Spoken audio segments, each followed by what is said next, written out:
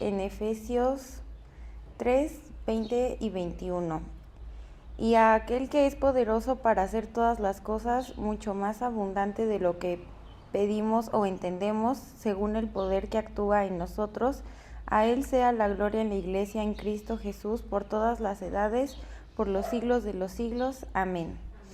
Buenos días a todos y sean bienvenidos al culto de adoración de la Iglesia Bautista Vida Eterna. Nos reunimos hoy para adorar y escuchar la palabra de nuestro Señor. Vayamos al primer tiempo de alabanza.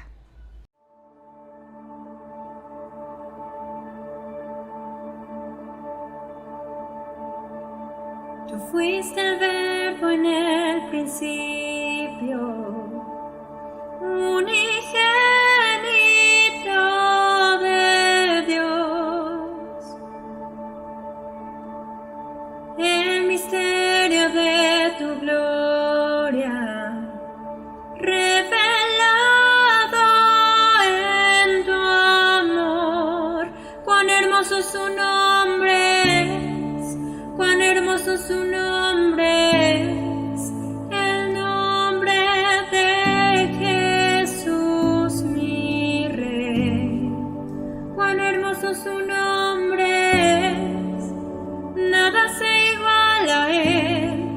Cuán hermoso es su nombre, no hay otro nombre.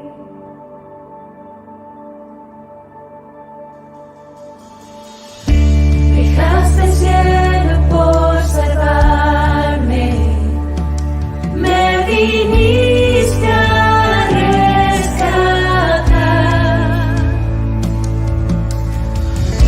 Mi transgresión tú perdonaste, nada nos separará.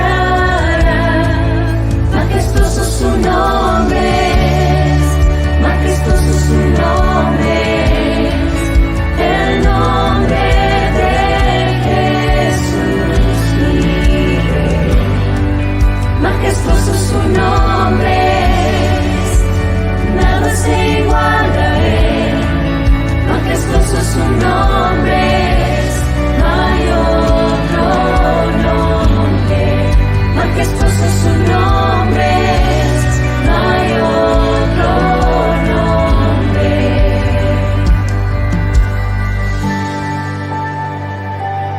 Dice la palabra de Dios en el libro de los Hechos, capítulo 4, versículo 12: y en ninguno otro hay salvación, porque no hay otro nombre bajo el cielo dado a los hombres en que podamos ser salvos.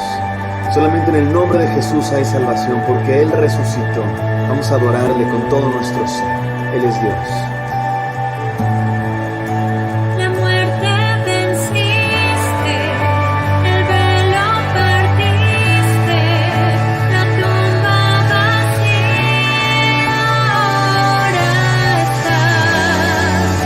Los cielos declaran, tu gloria proclaman, resucitaste en majestad. Inigualable, incomparable, hoy y por siempre reinarás. Tuyo es el reino,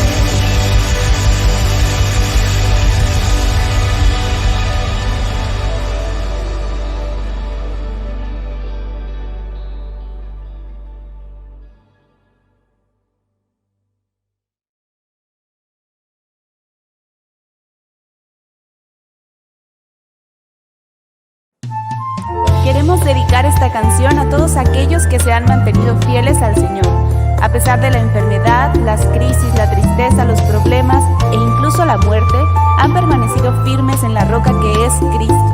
En Él confiamos y en Él somos más que vencedores.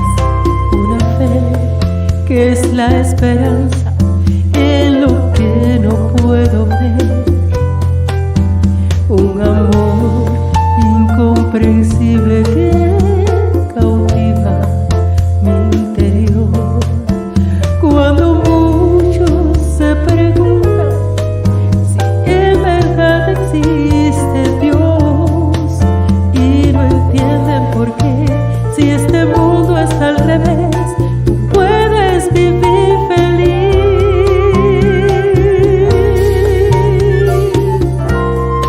Y porque cantas con gozo en la tormenta, ¿de dónde viene tu paz cuando ríes de no por mentir? Porque tus más grandes batallas las peleas de rodillas, porque tan solo una pizca de fe montañas podrá mover.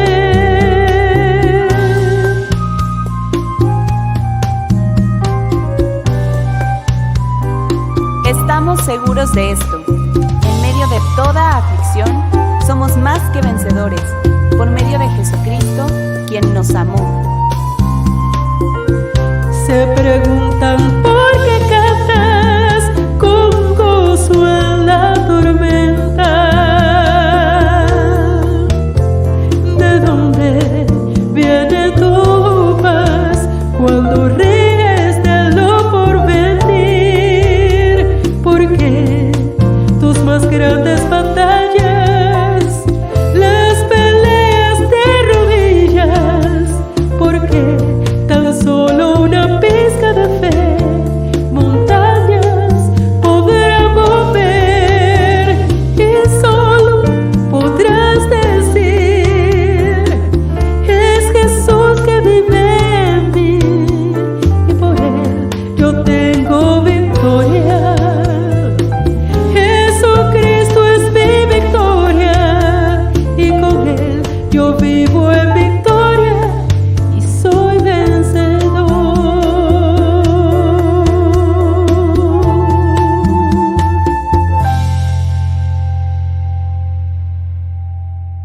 25:1.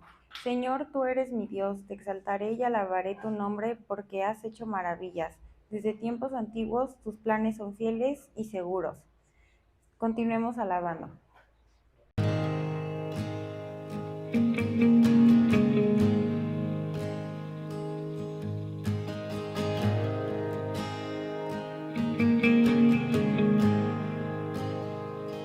Te amo, Dios,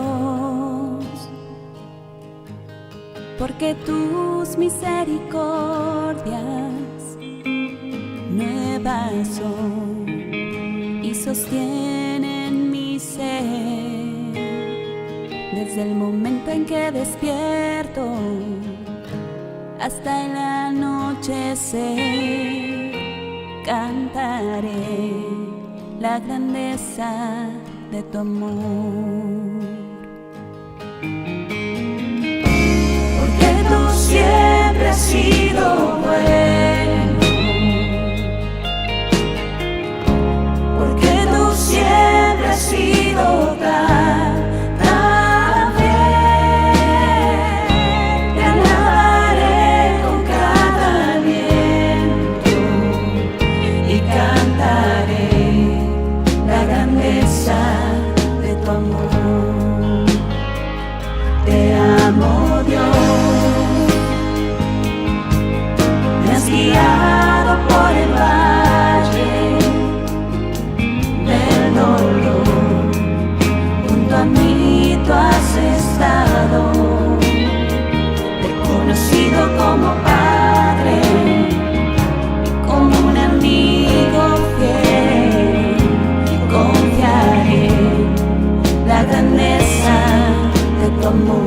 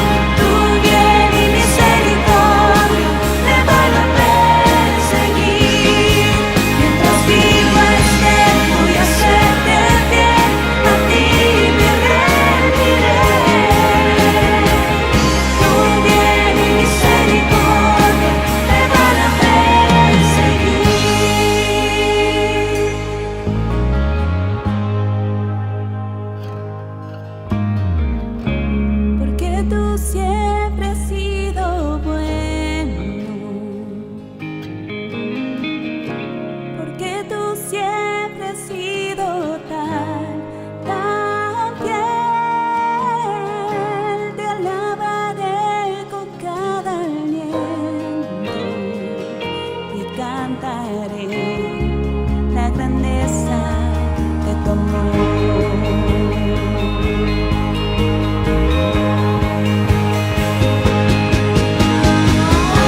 Porque tú siempre has sido bueno,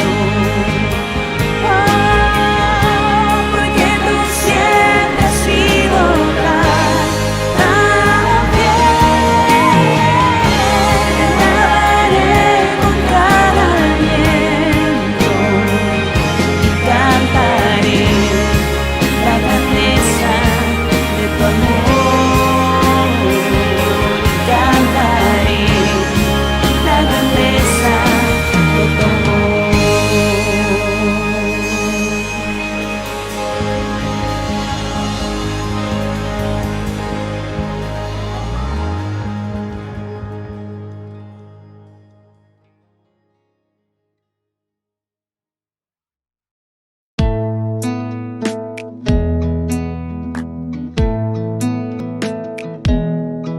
Qué gloriosa es la puesta del sol, admirable cual amanecer, pero es más grandioso y conmovedor el amor que me tiene el Señor. Maravilloso es cuando pienso que Dios me ama a mí. Maravilloso es cuando pienso que Dios me ama a mí.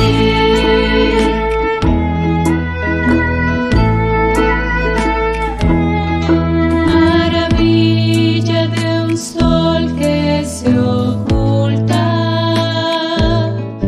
maravilla la aurora que vi, maravilla que mi alma resulta hoy cuando pienso que Dios me ama a mí. Maravilloso es cuando pienso que Dios me ama a mí.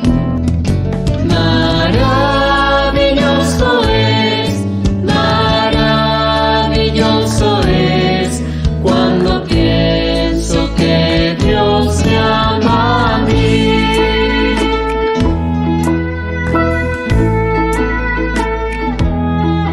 Qué grandioso el verano copioso, los cielos, la luna y el sol.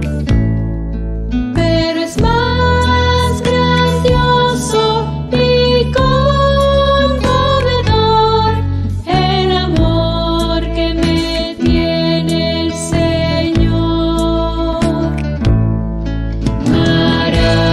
Maravilloso es cuando pienso que Dios me ama a mí. Maravilloso es cuando pienso que Dios me ama a mí.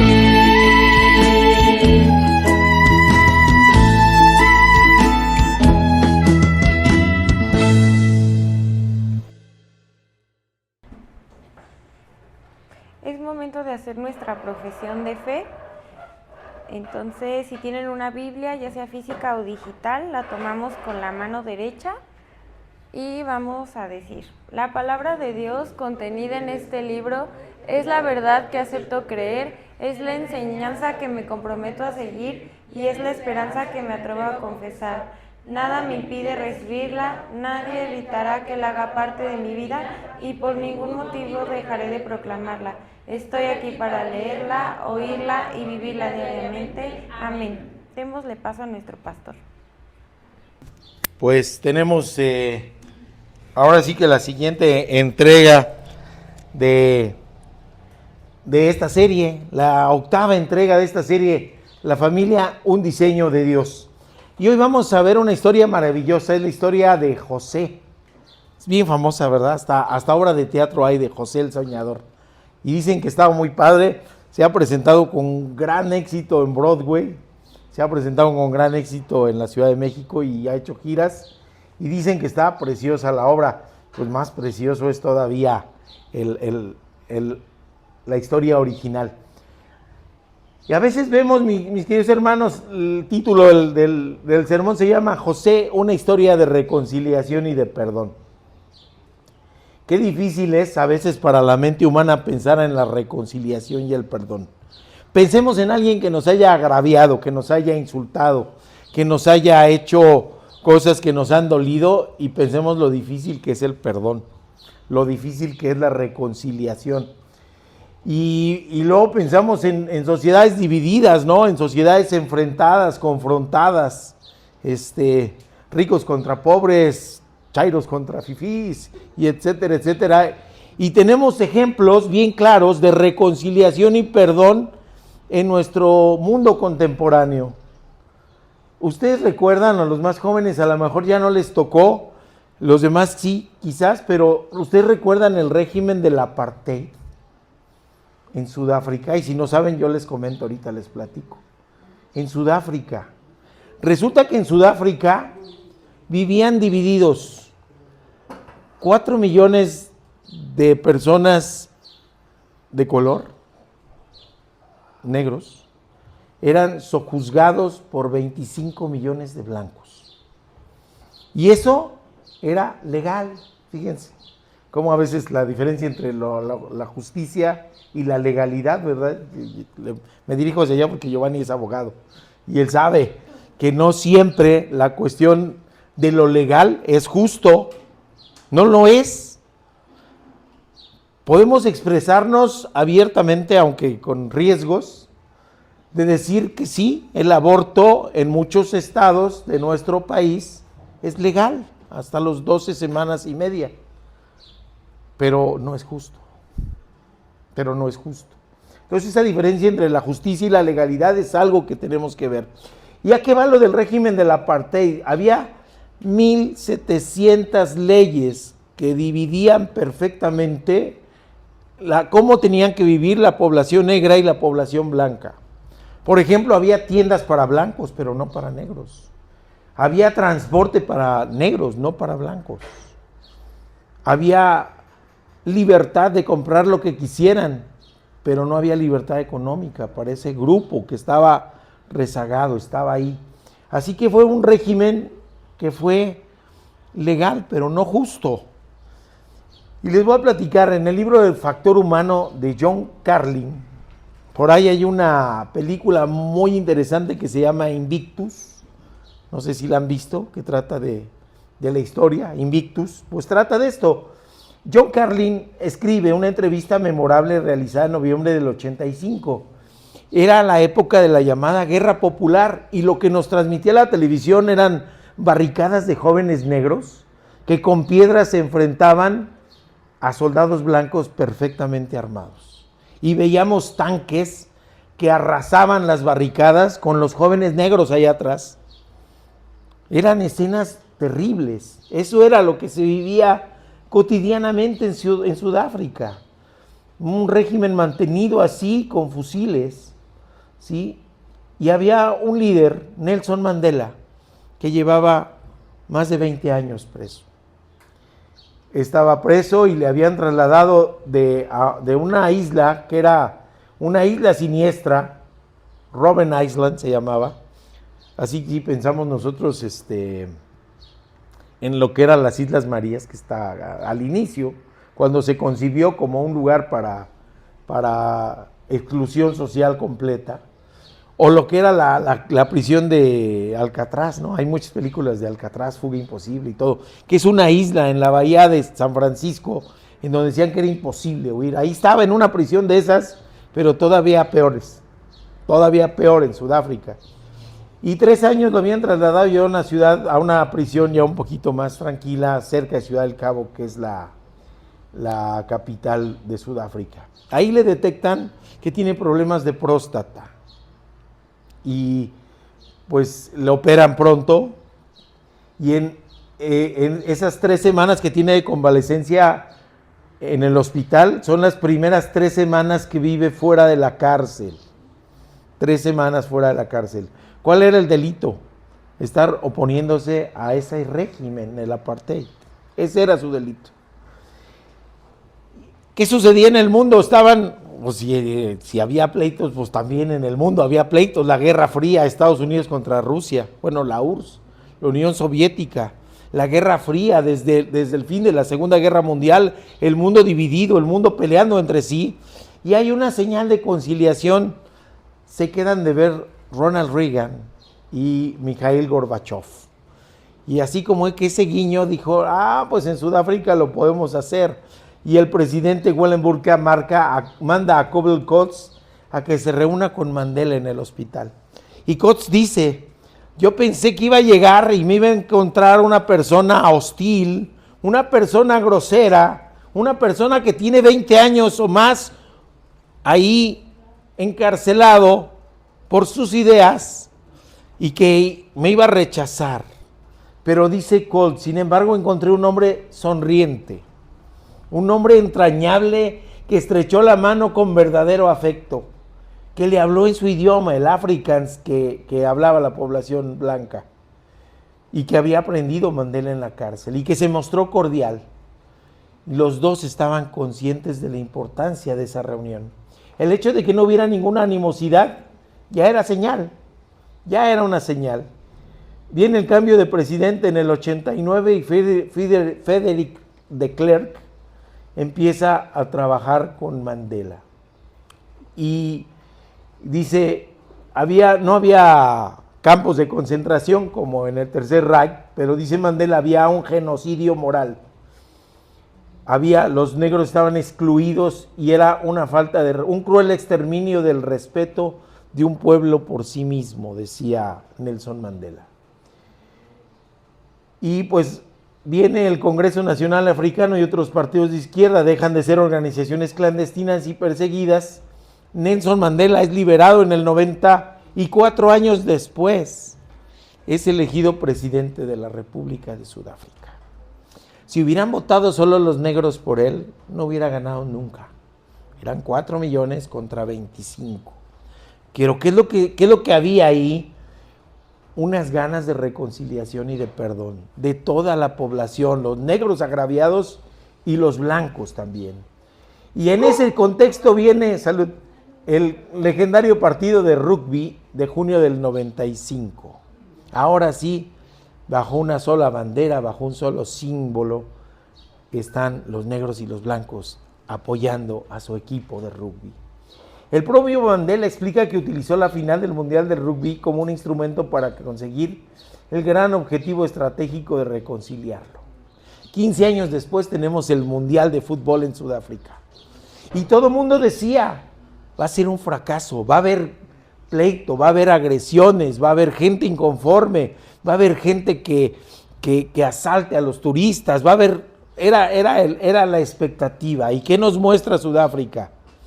Un país pobre, un país con carencias, un país con dificultades, un país que tiene mucho por resolver, pero ya no es por el color de la piel, sino por la economía.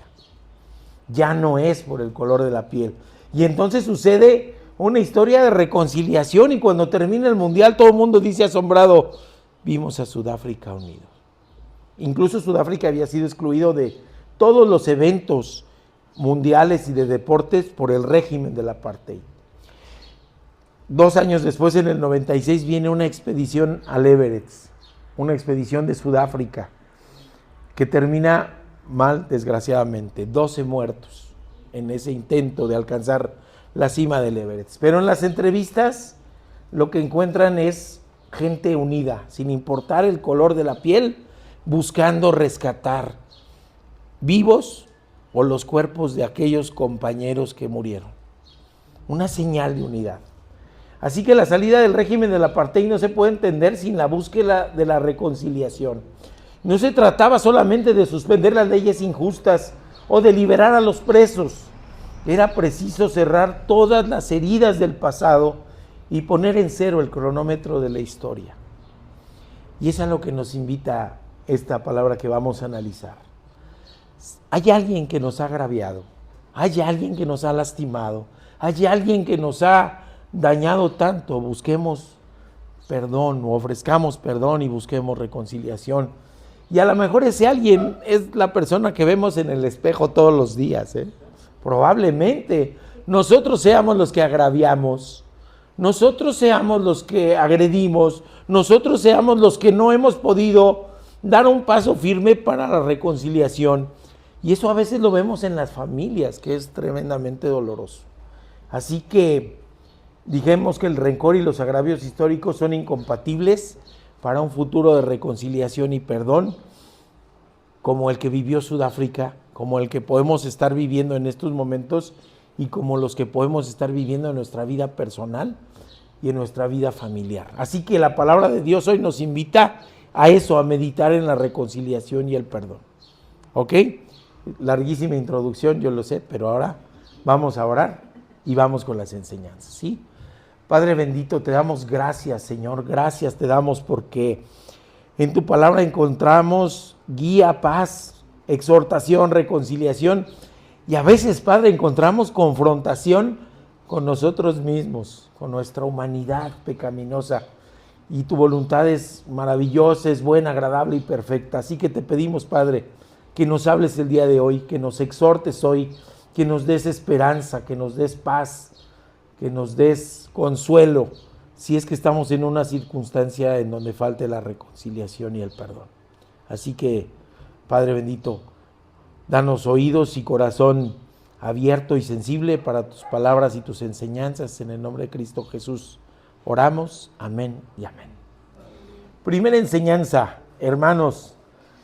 Si estás en el hoyo, Dios está contigo. Si estás en el hoyo, van a decir, ¿qué tiene que ver eso? Bueno, hemos platicado de Jacob la semana pasada, la milagrosa transformación con Israel, su descendencia, los hijos de Elías, su primera esposa y hermana mayor de Raquel, su gran amor, los hijos de Silpa y de Bilha, las siervas. Y hoy la historia platicamos de José, el hijo de Jacob y de Raquel, ¿sí? El hijo número 11, el 11. Recuerden ustedes que hemos platicado todo lo que era prominente el primogénito, ¿sí? El primogénito. Así que a José no le iba a tocar, pues nada, el 11 no era el primogénito. Decían antes de las zapaterías 3 hermanos, ¿sí saben por qué eso de las zapaterías 3 hermanos? Porque decían que tenía que ser tan bueno el zapato que lo tenía que heredar el que lo estrenaba a sus otros dos hermanos, ¿sí? Por eso se llamaban zapatería 3 hermanos. Bueno, ¿qué le iba a tocar a José siendo el 11? Pues ya ni la agujeta, yo creo, de los zapatos, ¿verdad? Ya ni la agujeta. Así que era una persona que desde la expectativa de la sociedad de ese momento no tenía muchas posibilidades. Pero había una cosa bien interesante. Dentro de las cosas que decíamos no es bueno, es que era el hijo de Raquel, de la mujer amada. Y sí había perdón, pero sí había distinción. Les digo, no es bueno. ¿Y qué genera eso en los demás hermanos? En los hijos de las esclavas, en los hijos de Lea, o Leia, porque hay varias traducciones que así la mencionan. ¿Qué genera cuando vemos que hay un hijo predilecto? Envidia, enojo, encono, ¿sí? José entonces es el 13º. Su madre muere en camino, lo entierran en Efrata. Está muy lejos de ser la familia ideal, ya lo vimos, ¿verdad? Muy lejos. Y incluso en esos errores familiares, en esas desviaciones de familia, Dios tiene un plan. Los hijos de las siervas se sienten desplazados y luego se portan mal. No tienen una vida muy piadosa ¿Y qué creen? ¿Qué hace José? Anda de oreja, va de chismoso con Jacob.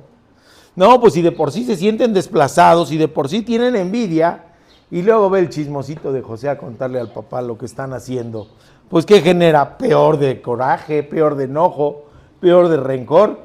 La actitud de José, ustedes sabrán, no contribuía a la concordia. Pero ¿qué otra cosa podía hacer el pobre? Ni modo que se iba a enfrentar con los grandotes. ¿Sí? No iba a poder. Y luego, ¿qué creen? Todavía para peor, ¿qué hace Jacob? Las túnicas eran de manga corta y cortitas, ¿no? Y le manda a hacer una túnica de manga larga y larga, así. Y de colores, además. Como la que utilizaban los príncipes, ¿eh? ¿Y qué sucede? No, pues peor, es un nene, dice. Era su nene, ¿verdad? Es un chiste familiar, porque así dicen que cuando yo chiqueo a alguien dice, sí, porque es tu nene. O sí, era su nene, ¿ok? Y así es lo que estaba sucediendo, fíjense. Así que ¿qué es lo que vemos ahí? Vemos una que se está generando todo el caldo de cultivo para que algo ocurra, ¿sí o no? Antes decían, bueno, no era bullying, sino decían, pues ya dale pamba y ya que aprenda, ¿no? O a veces pues ahí lo tiraban y lo empanizaban en la tierra y échate a correr, que no te agarre el papá, porque entonces sí. Pero no, o sea, imagínense, ¿no? Nos dice Génesis 37, del 2 al 5, siendo de 17 años, apacentaba las ovejas con sus hermanos. El joven estaba con los hijos de Bilha y de Silpa, mujeres de su padre, y José informaba a su padre de la mala fama de ellos. Israel amaba más a José que a todos sus otros hijos, porque le había nacido en la vejez, y le hizo la túnica de diversos colores. Al ver sus hermanos que su padre lo amaba más que a todos, lo aborrecían y no podían hablarle pacíficamente. Y luego, ¿cómo viene ya el aderezo para que las cosas salieran mal? José tiene un sueño y les dice, oigan, soñé que se postraban ante mí, con imágenes simbólicas, ¿no? Y luego les dice, y soñé que el sol y la luna y lo demás se postraban ante mí. Y se lo cuentan. Dice, entonces hasta papá y mamá se van a postrar ante él. Pues sí, se pueden imaginar el encono, la envidia, el coraje que ya le tenían. Así que es lo que hacen, vamos a hacerle algo. Ya nos cayó gordo, vamos a ver qué hacemos, ¿eh? Confabulan, tenían el deseo de dañar a su hermano, pero no habían redondeado la idea. No habían terminado de ponerse de acuerdo. Así que fueron presentándose las cosas. Génesis 37, 18 al 22 dice, cuando ellos lo vieron desde lejos, antes de que se acercara, actuaron engañosamente contra él para matarlo. Y le dijeron el uno al otro, hasta con ese tono, ahí viene el de los sueños. Dice, ahora pues que vengan, matémosle y echémosle en una cisterna. Después diremos, alguna mala fiera lo devoró. Veamos en qué van a parar sus sueños. Fíjense. Y llega Rubén, ese sí el primogénito, el hijo de Leía, el primero de los hijos de Jacob, dice, no le quitemos la vida. Ahí sí él se impone, ahí sí no derramen sangre. Échenlo en la cisterna. No lo maten, pero échenlo en la cisterna, que está en el desierto, para que no pongan la mano sobre él. Ándale, o sea que lo echaron al hoyo. Pues es casi igual a matarlo, pero es que no sabemos, a lo mejor lo echaban en la cisterna y después de un ratito lo sacaban, ¿no? Y ya, no pasó nada. O lo echaban en la cisterna y lo abandonaban y moría de hambre y de sed, probablemente.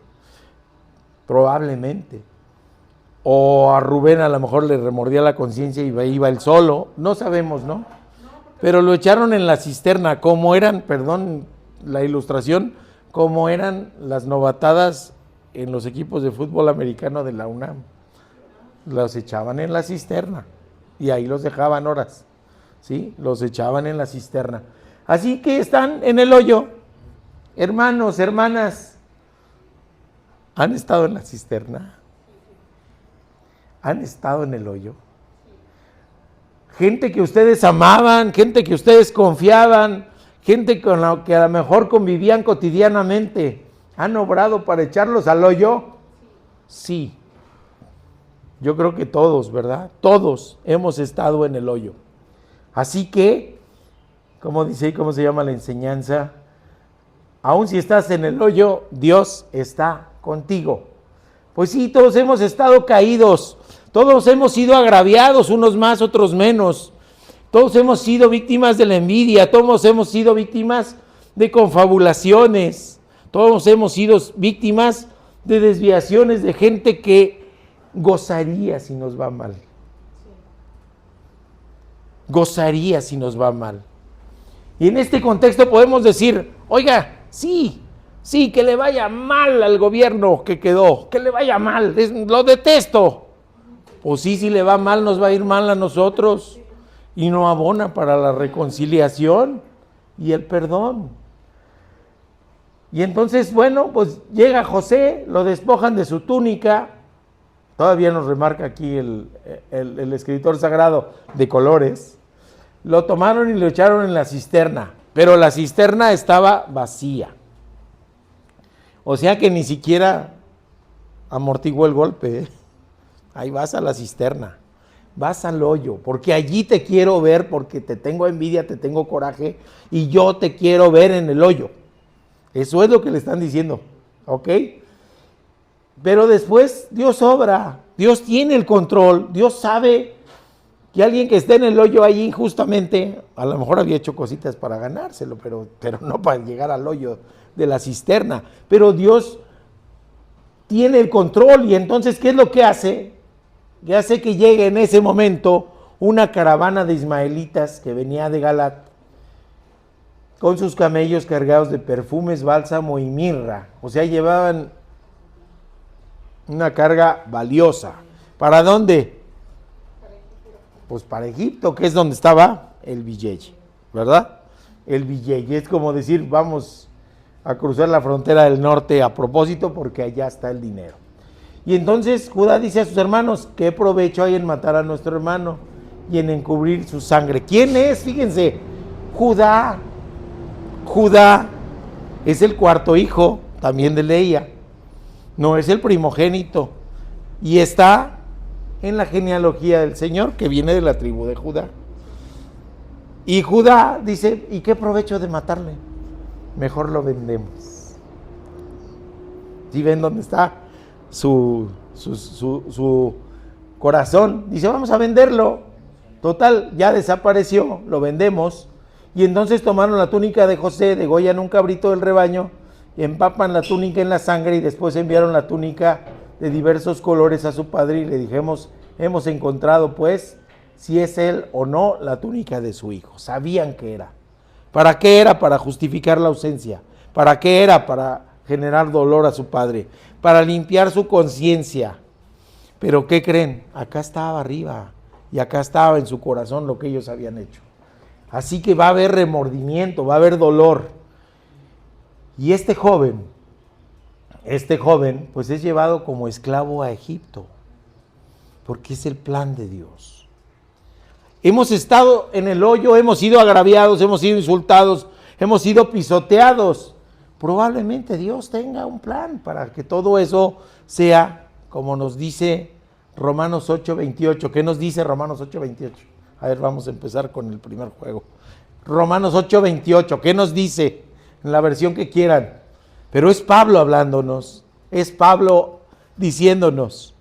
A ver quién lo encuentra primero. Romanos 8:28. ¿Sí? Es un pasaje famoso, famoso. A ver, permíteme. Y sabemos que a los que aman a Dios todas las cosas les ayudan a bien, esto es, a los que conforme a su propósito son llamados. ¿Podemos entender lo que Pablo nos quiso decir? Porque estaba en el hoyo, porque era el propósito de Dios. Y todas las cosas, aún las nocivas, son para bien. ¿Cuándo? Cuando son para el propósito de Dios. Entonces, ¿yo qué tengo que hacer si estoy en el hoyo? ¿Yo qué tengo que hacer si estoy en medio de dificultades, de problemas, si he sido agraviado, si he sido insultado, si he sido pisoteado? ¿Qué nos dice Pablo? ¿Cuál es el requisito para que esas cosas Dios las transforme en algo positivo? A los que aman a Dios, efectivamente. Es una oración condicional. Es decir, tú quieres que en medio de tu tragedia, que en medio de tu problema, en medio de las cosas que estás pasando, saque Dios algo provechoso de eso, que limpie tu corazón del rencor, que limpie tu corazón del dolor. Ama a Dios y Él obrará. Y entonces podemos acercarnos a su propósito. Y entonces podemos conocer cuál es su voluntad. Señor, yo estoy pasando esto porque probablemente tú tengas algo mejor que yo no pueda alcanzar a ver en estos momentos, porque mi mente y mi corazón es limitado. Mi mente y mi corazón es chiquito, pero tú, Señor, tú sí lo ves. Y entonces por fe te lo creo. Creo en ti y te lo creo. Y eso me tiene que dar esperanza para no seguir viviendo en el dolor, para no seguir viviendo en el desánimo, sino decir, tengo esperanza porque sé que incluso de esta situación difícil que puede ser económica, afectiva, familiar, laboral, de esta situación difícil, si yo amo a Dios, Él me va a develar su propósito. Esto está padrísimo, porque nunca nos prometió el Señor que no íbamos a tener aflicciones, pero nos dijo, confía porque yo he vencido al mundo. Y si yo me alineo con el vencedor, que el mundo me aviente al hoyo 10 veces, porque sé que 10 me va a sacar el Señor. ¿Sí?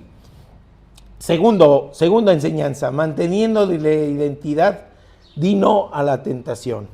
Así que es llevado a Egipto. Ahí lo compra Potifar, capitán de la guardia de Faraón. Imagínense que está en la mente y en el corazón de José. Imagínenlo, de ser el nene, el mimado, a ser llevado esclavo, a ser agredido por sus hermanos, aventado a la cisterna, vendido. ¿Se imaginan el dolor que había en José? Así es llevado. Y Potifar lo compra y ve que es muy ducho, es muy hábil, es inteligente, se mueve. Y nos dice Génesis 39:3, vio que el Señor estaba con él y que todo lo que él hacía, el Señor lo hacía prosperar en su mano. Fíjense qué interesante, porque no dice por mi propio esfuerzo, o porque soy ducho, o porque sí me lo gano. No, dice el Señor lo hacía prosperar. Por ello confía y lo pone sobre todas sus bienes, sobre todas sus cosas. Pero ¿qué creen? La prosperidad no viene sola. Y es algo que tenemos que pensar como enseñanza. Ya salimos del hoyo y estamos a lo mejor arriba, nos esté yendo bien. ¿Qué creen? Que con la prosperidad viene la tentación. Y me van a decir, ay, híjole, ¿a poco sí? Sí, con la prosperidad viene la tentación. Porque a lo mejor ahorita sí puedo tener dinero suficiente para invitar al cine a la chiquita que me gusta en mi trabajo, aunque yo sea casado. ¿Sí se dan cuenta? ¿Sí se dan cuenta? Con la prosperidad viene la tentación. A lo mejor ya tengo lo suficiente como para comprarme el videojuego que me va a anclar y me va a separar de mi familia. Conocemos un caso que fue el videojuego el que lo separó. Con la prosperidad no cayó, Conozco un caso de una persona que se alejó de Dios porque Dios lo bendijo y pudo comprarse una casa cerca de un destino vacacional. Y ahora los domingos, pues yo ya no voy a la iglesia, yo me voy a mi casa, ¿no? Así que no fue para bien su prosperidad. Con la prosperidad viene la tentación. Y en ocasiones viene acompañada pues de circunstancias que nos obligan a mostrar el carácter. O sea, ¿quién eres? Recientemente nos hablaba el pastor Gilberto de eso, el carácter como los caracteres de la máquina de escribir o de la computadora, una señal. Pero hablando de carácter es ¿Quién eres? ¿Qué predomina en tu corazón? ¿Quién mandas? ¿Cómo te puedes definir? ¿Eres esclavo de la mundanalidad o eres hijo de Dios? ¿Y qué sucede? Pues dice Génesis 36, del 6 al 9. José era de bella presencia y de hermoso semblante. O sea, era de bella presencia y hermoso semblante, y inteligente y prominente, y había utilizado la posibilidad de salir de la esclavitud para tener un lugar prominente. Estaba fuera del hoyo, estaba subiendo, estaba en buenas condiciones. Y sucedió después de estas cosas que la mujer de su señor puso sus ojos en José y le dijo, así dice la versión Reina Valera actualizada 2015, acuéstate conmigo. Y él rehusó y le dijo a la mujer de su señor, he aquí que mi señor, teniéndome a mí, no se preocupa de nada de cuando hay en la casa. Ha puesto en mis manos todo cuanto tiene, no hay otro superior a mí en esta casa, y ninguna cosa ha sido reservada sino a ti, porque eres su mujer. ¿Cómo pues haría yo esta gran maldad? Y pecaría contra Dios. Y en esta frase está bien interesante, esta última frase dice, ¿cómo pues haría yo gran maldad? Y pecaría contra Dios. ¿A quién le iba a hacer la maldad? A Potifar. Pero ¿a quién agraviamos cuando pecamos? A Dios. A Dios. Así que José está mostrando el carácter. José está diciendo, sí, no voy a ser desleal con aquel que ha confiado en mí. Pero la lealtad es entre horizontales, entre iguales, entre humanos. Pero cuando dice y, José le está diciendo, no voy a hacer nada que insulte a mi Dios. Ahí está su carácter. Oigan, nadie lo iba a saber. Estaban solitos, no había nadie. Total. ¿Quién iba a saberlo, no? ¿Quién iba a saberlo? Estaba la esposa sola, estaba José solo. ¿Quién iba a enterarse de eso? Si se enteraban lo mataban, con certeza. Pero José dice, no, mi identidad es que Dios sí me ve. Mi identidad dice que si yo peco, es Dios a quien estoy insultando, a quien estoy agraviando. Así que en la respuesta de José encontramos dos aspectos, la lealtad a su amo y su identidad como hijo del Dios viviente. ¿Cómo podía traicionar la confianza de aquel que lo había dejado? Pero eso no era lo importante, era que pecar era inaceptable para él. Qué gran ejemplo, de verdad, qué gran enseñanza, mis queridos hermanos y hermanas. Eso es lo que Dios quiere, que mostremos nuestra identidad incluso en la soledad. Lo más importante es que sabe que tiene que mostrar a los ojos de Dios su fe, su identidad y su conciencia, que el pecado es un agravio contra Dios. ¿Y qué es lo que hace? ¿Se acuerdan que en la semana pasada decíamos que hay hombres que ante los problemas agarran monte? Y que todos hemos sido así en algún momento. Está el problema, me agarro monte, mejor. El problema ni lo resuelvo, pero ahí lo dejo. Y lo criticamos, sí, no, enfrenta el problema. Al problema sí tenemos que enfrentarlo, pero ¿qué creen? A la tentación no. Él actúa adecuadamente. ¿Está la tentación? Patitas para cuando quiero. Aléjate del pecado, porque si tú te alejas del pecado, te vas a acercar a la voluntad de Dios. Y perdón, no lo pensé, pero sí, son 180 grados, ¿verdad? Si este es el camino hacia el pecado, hacia allá está la voluntad de Dios. Y entonces, ¿qué ve? No, mejor me echo a correr. Y sale corriendo, aquella lo tenía, imaginemos la escena, así bien dramática, tipo telenovela. Lo tiene abrazado y le dice, quiero contigo. Y él dice, no, se zafa y aquella se prensa y se queda su manta, se queda su ropa con él, lo que lo cubría, pero él no se detiene a decir, oye, ¿me regresas mi camisa que ya le botaste los botones? No, sale corriendo, porque él sabe que alejarse de la tentación es acercarse a la voluntad de Dios. ¿Y qué es lo que utiliza ella? ¿Qué es lo que ella utiliza? Se queda con esa ropa y dicen, miren, quiso abusar de mí, quiso. ¿Y a dónde va el pobre de José, otra vez al hoyo. Otra vez al hoyo, ¿sí? Otra vez al hoyo. Huir no es cobardía, mis hermanos, cuando se huye de la tentación y del pecado. Huir no es cobardía, sino es reconocimiento de nuestra debilidad, es reconocimiento de nuestra falibilidad, es decir, que podemos fallar y mejor nos alejamos, mejor nos vamos. Es también reconocer que estamos necesitados de Dios y que si me alejo del pecado me acerco a Él. No nos equivoquemos, no llenemos de porras y de loas a José. Es Dios quien da la fortaleza. Y José necesita de esa fortaleza porque ya está otra vez en la cárcel, difamado por la esposa de Potifar. ¿Y qué nos dice la palabra de Dios? Fíjense, y está bien hermoso porque dice, pero el Señor estaba con José.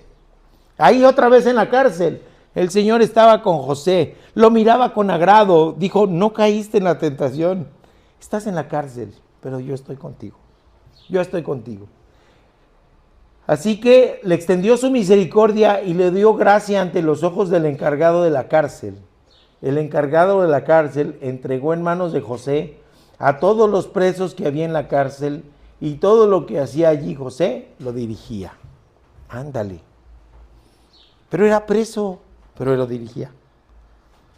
Así que lo que vimos en Topo Chico y en Puente Grande recientemente, pues ya se hacía. Sí, mira ese Caro así como cara de sí. Sí, había un cártel, por eso cerraron la cárcel de Topo Chico, porque había un cártel que manejaba la cárcel de Topo Chico. ¿Quién entraba y quién no entraba? Eran los presos los que lo hacían y la cerraron. Y en Puente Grande, pues salió el Chapo por la puerta grande. No en el bote de basura, sino disfrazado de policía. Dicen las malas lenguas, ¿verdad? Así que ahí queda el encargado de la cárcel, como un preso. Pues sí, porque Dios prosperaba todo lo que él hacía, ¿no? Había pasado a ser el administrador y luego la fama de interpretar sueños. Y caen en la cárcel dos, el copero y el panadero del faraón. Y ahí les dice que le interpreten los sueños. Y lo interpreta y se cumple. El panadero en 3 días degollado. Algo hizo. Y el copero no, fue restaurado. ¿Y quién podía estar más cerca de Faraón que el copero? Nadie, pues nada más extendía la copa y ahí tenía que estar atento para servirle. Así que cuando Faraón tiene sueños, el copero le dice, hay un cuate en la cárcel que es buenísimo para eso.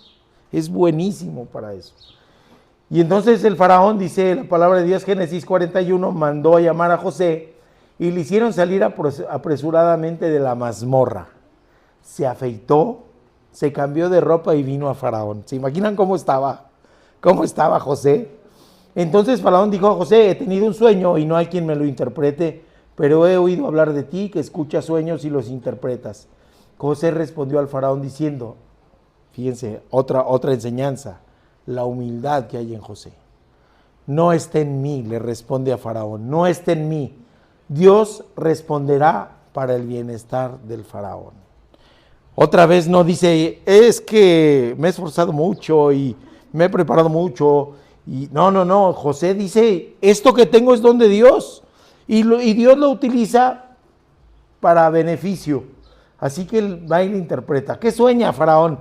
¿Sí se acuerdan de eso? ¿Qué sueña? 7 vacas gordas, hermosas, preciosas, de esas que la ve uno pasar y hasta se imagina el corte, ya el ribeye o el... Qué bueno que no yo, Carla, así sí yo, ok. 7 vacas preciosas y después 7 vacas flacas. Y después sueña también espigas, unas abundantes y frondosas y después unas secas y ralas, ¿no?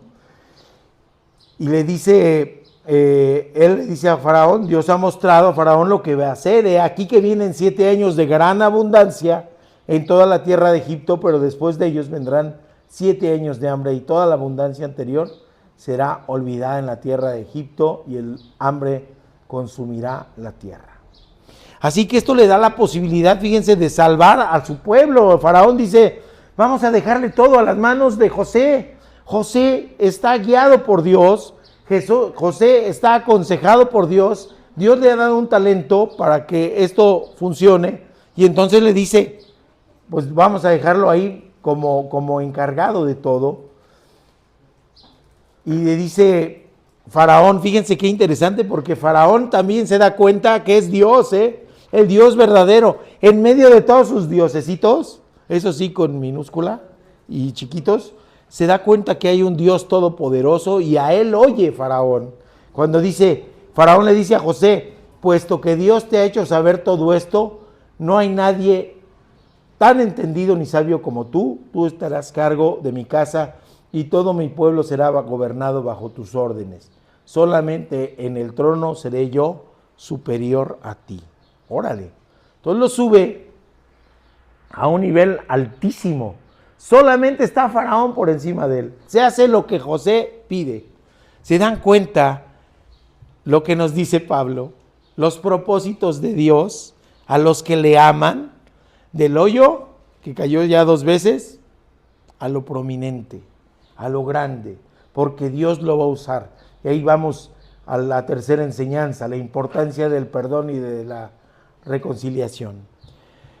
En esos 7 años tienen posibilidad de acumular granos, de acumular bienes, aceite de oliva, me imagino, trigo abundante y otras cosas, para prepararse para la hambruna que ha de venir, para esa hambruna que iba a afectar no solamente a Egipto, que Egipto es una tierra muy bendecida porque siempre hay tierra fértil por el río Nilo, pero las otras tierras, Canaán, pues dependían de la lluvia, y viene la hambruna y es un hambre terrible, así que pues tienen que ir a buscar comida. ¿A dónde? Pues en Egipto, donde sí había, porque Faraón había escuchado los consejos de José. Así que aquellos hermanos, aquellos que lo habían tirado a la cisterna, aquellos que habían planeado matarle, aquellos que le habían agraviado, ahora van a Egipto a buscar que les vendan que comer. Van allá. José era el encargado de la venta de las provisiones a todos los pueblos y los hermanos cuando llegan no le reconocen. Pues debió haber estado bien bañadito con ropas reales. No era el muchachito de 17 años que habían aventado a la cisterna. Ropas reales y en ese lugar tan prominente no lo reconocen y ¿qué hacen? Se postran ante él. ¿Y qué él hace? Los reconoce. Los reconoce y los hace sufrir tantito. Tenemos que ser claros en eso. Pero podía él haberlos mandado matar en ese instante. Y en esa mundanalidad a veces pensamos, ay, pues yo sí lo hubiera hecho, ¿sí o no? Me tiraron al hoyo, me quisieron matar. Yo sí, ahora que tengo posibilidad sobre de ellos. No, José no. José los hace sufrir. Les dice, se me hace que son espías. Vinieron a reconocer los puntos débiles de Egipto. Y no, ellos dicen, no, ¿cómo crees? Y José les dice, no, pues no, si ustedes me demuestran que no son espías, pues primero platíquenme quiénes son y de dónde vienen.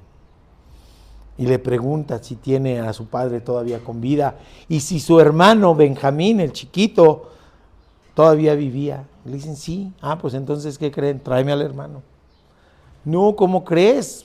Ya Jacob está dolido por la pérdida de José, aparente pérdida de José, y ahora le quieren quitar a Benjamín, el otro hijo de Raquel, la amada. ¿Cómo creen? Entonces les reclaman, ustedes que andan de chismositos contando, pues es que el Señor nos pidió información. Sí, entendía que todo lo que decían, ellos hablaban en su idioma. No sé si les ha pasado alguna vez que, anda uno por ejemplo, en algún lugar donde hay pueblos originarios, y ellos hablan en su idioma y uno se queda así como que no se entiende nada, no entendemos nada. Ellos pensaban que eso le pasaba a José, ellos estaban hablando en el idioma de Pan Aram, es decir, en el arameo, y no sabían que José les entendía todo. No les dijo nada, los quería hacer sufrir. Y decían ellos, fíjense cómo después de tanto tiempo el hambre les hace saber que no obraron bien. Y aflora un sentimiento que estaba ahí guardadito, a lo mejor ni se acordaban de José, pero ahora ante esta situación aflora el remordimiento en ellos. Dice Génesis 42, 21 al 22. Y se decían el uno al otro, verdaderamente somos culpables con respecto a nuestro hermano, pues a pesar de ver la angustia de su alma, cuando nos pedía compasión, no lo escuchamos. Imagínense la escena, solito y los otros 10, porque probablemente Benjamín no participó, golpeándolo, despojándole de su ropa, aventándolo al hoyo. Por eso ha venido sobre nosotros esta desgracia. Y entonces Rubén les respondió diciendo, el primogénito, ¿no os hablé yo diciendo no pequen contra el muchacho? Y no me escucharon. He aquí también su sangre nos es demandada. Hay veces que dicen para la reconciliación o el perdón, el olvido. Olvídate de lo que te hice. No, el olvido no trae reconciliación ni perdón. Lo que sí lo trae es recordar lo que tú me hiciste y que eso ya no me genere rencor, dolor ni odio en mi corazón y que pueda abrirlo para volverte a abrazar. Esa es la diferencia. El no acordarse de algo no trae reconciliación ni perdón. Si no voy a decir, ni me acuerdo de qué te tengo que perdonar o de qué me tienes que perdonar tú, no. Es tener presente el agravio y que sobre el rencor, sobre el dolor, esté el amor. Y entonces si el amor prevalece, puedo tener la posibilidad de perdonar y de reconciliar. Y a veces perdonar no necesariamente quiere decir una reconciliación de no pasó nada, ¿verdad? No necesariamente, sino pinto mi rayita, pero ya no te odio y te perdono porque mi amor hacia ti es mayor que el rencor que me puede causar recordar lo que tú hiciste. Y no te deseo mal. Está diferente. Pero ellos sí tienen ese remordimiento, ¿no? Regresan con el padre, les dice ustedes, les dice no teman a Dios, el Dios de su padre les puso tesoro en sus costales porque le dan la comida, le pone el dinero él en los costales y se van, y cuando llegan con Jacob, sacan la comida y encuentran el dinero y se espantan. Dicen, no, pues van a decir que nos lo robamos. Entonces, ellos están con ese agravio, pero es José quien les dijo, denles la comida y pónganles el dinero. Así que cuando ellos van y le piden perdón por el dinero y van con el dinero que llevaban más el doble, es José quien les dice, no teman, su Dios, el Dios de su padre les puso el tesoro en sus costales, puesto que su dinero llegó a mi poder. Fíjense qué interesante. Los estaba bendiciendo sin alardear de eso.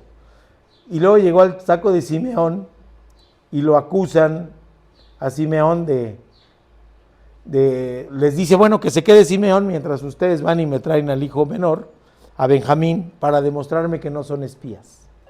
Y ahí van otra vez con Jacob. Y él les reclama, ahora si quieren llevar a mi hijo chiquito, pues ya se lo llevan. Los vuelve a recibir, les vuelve a dar comida y les vuelve a poner el dinero en el saco, pero en el saco de Benjamín les esconden una copa de plata para que los pueda acusar de robo. Y entonces cuando regresan les dice, pues el que robó es el que se queda conmigo, así que Benjamín a la cárcel. Lo está haciendo sufrir, lo está haciendo sufrir. Y entonces Judá es el que dice, no, yo tuve que ver con la pérdida de José y yo quedé como aval ante mi padre de que iba a regresar a Benjamín. Y ahora sin Benjamín, porque ya está en la cárcel, acusado de robarse una copa, no puedo presentarme ante mi padre y mi padre va a morir de dolor si esto ocurre. Así que, así como de telenovela, ¿verdad? ¿A poco no?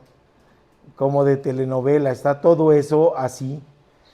Y entonces, bueno, todo eso genera todas esas cosas que había en esta historia. Ellos regresan cuando José les dice, ¿quién es? José les dice, se descubre ante ellos.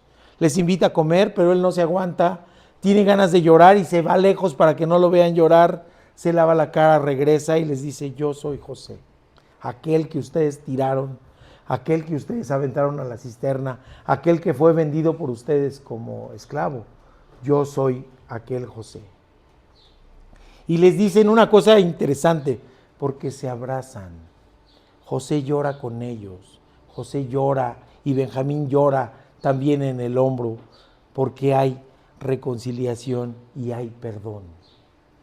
¿Sí? Y le dice José, apresúrense, vayan a mi padre y díganle, así dice tu hijo José, Dios me ha puesto como señor de todo Egipto, ven a mí y no te detengas. Así que podemos ver, mis hermanos, que no hay olvido, pero no hay un rencor que separe. Hay perdón y hay reconciliación y hay llanto en los corazones conmovidos por el reencuentro. Así que finalmente Dios tiene un plan, y si nos apegamos al plan de Dios, las vicisitudes de alrededor no son más que eso, cosas que nos generan dolor, que nos generan problemas en nuestra mente, en nuestro corazón, en donde si dejamos que gane el rencor, nos alejamos del plan de Dios. Si nos dejamos que gane la maldad, nos alejamos del plan de Dios. Porque entonces tenemos que pensar en eso que nos dice Pablo y que escribió siglos después. A los que aman a Dios, todas las cosas les ayudan para bien, porque fueron llamados conforme a sus propósitos. Ya me queda bien clarito, ¿verdad? Ya me queda bien clarito lo que Pablo nos quería decir. Así que los manda. Se echa él al cuello de su hermano Benjamín y lloró también Benjamín sobre su cuello. Y nos dice Génesis 45:15, besó a todos sus hermanos y lloró sobre ellos. Y después de esto, sus hermanos hablaron con él. ¿Se dan cuenta que solamente hay final feliz en la historia cuando hay perdón y reconciliación? Mis hermanos, podemos tener un final feliz de nuestros días cuando vayamos a la presencia del Señor. Antes de eso, hayamos hecho un recuento y que haya perdón y reconciliación con aquellos que hemos agraviado. Principalmente estoy hablando en primera persona. Y perdón y reconciliación con aquellos que nos han agraviado. Pongámonos a cuentas aquí, porque eso va a ser del agrado de Dios. Y porque eso va a permitir que nos dejemos transformar, porque no es por nosotros. La blancura de nuestras ropas se logra únicamente con lo rojo de la sangre de Cristo. Parece paradójico, ¿verdad? Parece paradójico, pero es cierto. La blancura de nuestras ropas solamente se logra cuando nosotros nos postramos ante Cristo, cuando nosotros dejamos que el rencor, que la maldad, que el dolor que pudiéramos haber tenido en nuestra mente se vaya. Y entonces, pues dijo Israel, José, mi hijo, vive todavía, iré y lo veré antes de que muera. Y recibe una promesa hermosa, porque el Señor le dice a Jacob, a Israel, será José el que cierre tus ojos. ¿Se dan cuenta? ¿Quién no quisiera saber y pensar cuando estamos alejados de la familia, que nos diga el Señor, pase lo que pase, va a estar aquí y quizás va a cerrar tus ojos? Qué hermoso. A veces estamos alejados de la familia y estamos alejados de esto. Y estamos alejados, una familia dividida, una familia con rencores, una familia peleando por un bien. Y vemos esa circunstancia y que predomina en nuestro corazón de cristianos, que solamente con la reconciliación y el perdón podemos acercarnos al plan de Dios. Termino, mis hermanos, platicando otra vez de Sudáfrica. Era importante cortar la verdad. ¿Qué hicieron? Hicieron una comisión de la verdad. Una comisión dividida en dos partes. Una parte en donde hablaban los jóvenes negros, ¿sí?, de todos los agravios que habían sufrido, pero también de su disposición a perdonar. Y por el otro lado, una comisión de aquellos blancos que les habían agredido, en donde reconocían lo que habían hecho y pedían que les perdonaran. ¿Y qué tiene que ver esto con esta historia de reconciliación y de amor? ¿Qué creen? ¿Quién creen que la presidió? Un pastor anglicano, Desmond Tutu, que después fue Premio Nobel de la Paz. Solamente con los valores que nos da Cristo, con los valores que nos da Dios, es que es posible una reconciliación tan grande y tan profunda como sufrió Sudáfrica. Decía el pastor en el culto, el pastor Gilberto del culto de la semana pasada, ¿y qué vamos a hacer con estos que ganaron? ¿Qué vamos a hacer? Seguir alabando a Dios, seguir amando a Dios, seguir hablando de Dios y buscar en Dios nuestro refugio. No hay más.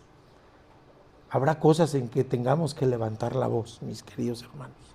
Habrá cosas en que tengamos que oponernos abiertamente y grandemente, en que tengamos que marcar que los valores de Dios son superiores a los valores del mundo, pero que no sea utilizado eso para dividir y para generar odio, porque no es el plan de Dios. Tenemos que buscar la reconciliación y el perdón en nuestra vida personal, en nuestra vida familiar y en nuestra vida espiritual también. Y poner en las manos de Dios a nuestro pueblo, a nuestra nación. La reconciliación y el perdón son conceptos perfectamente concretos que exigieron para Sudáfrica un esfuerzo personal. Es un caso de esperanza Sudáfrica. Aún hay utopías posibles y esta reconciliación y el perdón solo es factible cuando prevalecen los valores de Cristo, la visión de Dios y su voluntad. Y aún en las circunstancias más difíciles es factible si prevalece el amor, la misericordia y la piedad de Cristo en nuestra sociedad y en nuestras vidas. Así que oremos, mis queridos hermanos, y después voy a invitar a los varones a que se pongan de pie.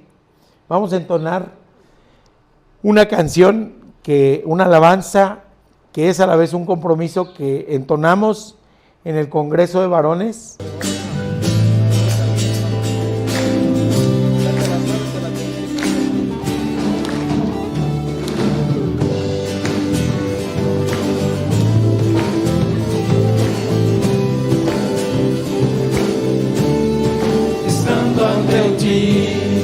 Queremos hacer un pacto de hombres, un voto de fe, promesas de amor, de fidelidad, un fiel compromiso de integridad, seguir tus pisadas, ser noble y leal, cumplir mis palabras, decir la verdad, cabal con los hombres, la mujer respetar, honrar a tu pueblo, la vida entregar, seguir tus pisadas y ser varones de Dios.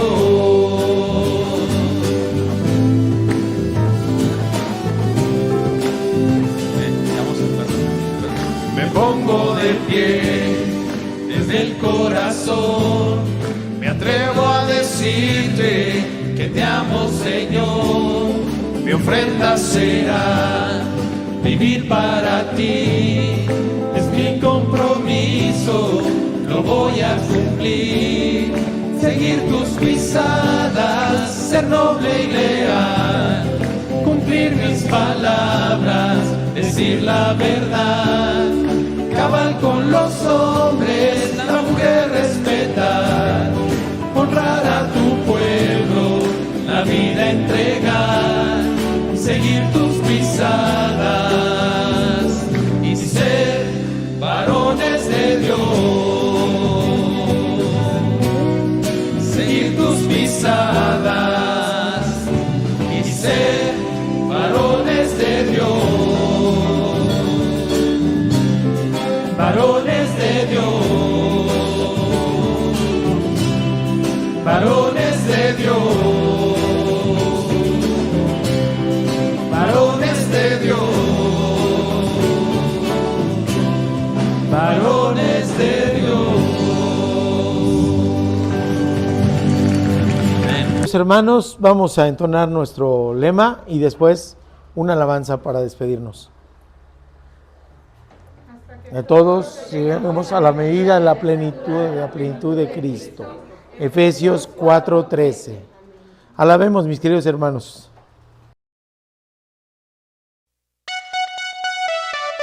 Es el tiempo en el que el pueblo de Dios se une para alabar su nombre. Que tú y yo podamos celebrar el nombre del Señor porque somos sus hijos y porque estamos llamados a ser sal y luz en esta tierra. Somos el pueblo de Dios, somos un pueblo especial, llamados para anunciar las virtudes de aquel que nos llamó a su luz.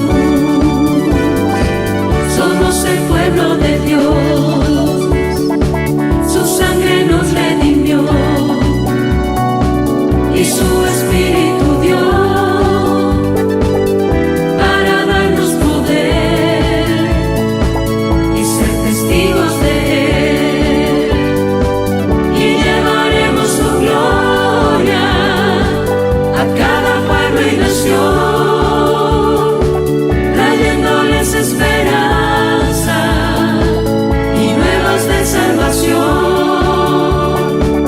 y su amor nos impulsa, no nos podemos callar, anunciaremos al mundo de su amor y verdad.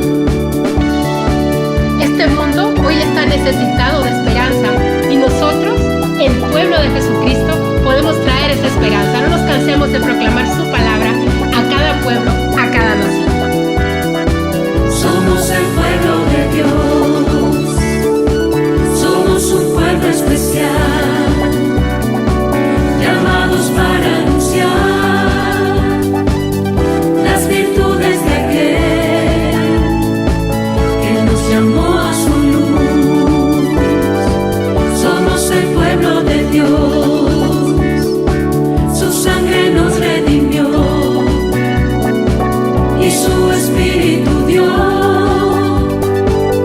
para darnos poder y ser testigos de Él, y llevaremos su gloria a cada pueblo y nación, trayéndoles esperanza y nuevas de salvación, y su amor nos impulsa, no nos podemos callar, anunciaremos al mundo de su amor y verdad, anunciaremos al mundo de su amor y verdad, anunciaremos al mundo